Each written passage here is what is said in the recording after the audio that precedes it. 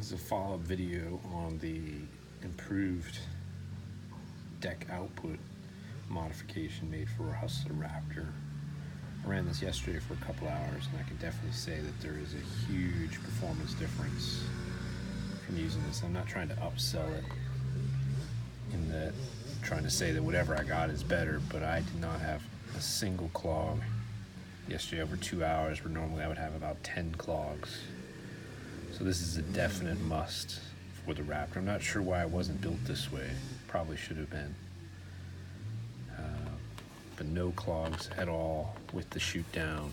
Normally people run, I've got a little hook on here, and normally people run the chute in elevated mode, so that the chute's lifted up to give more output capacity.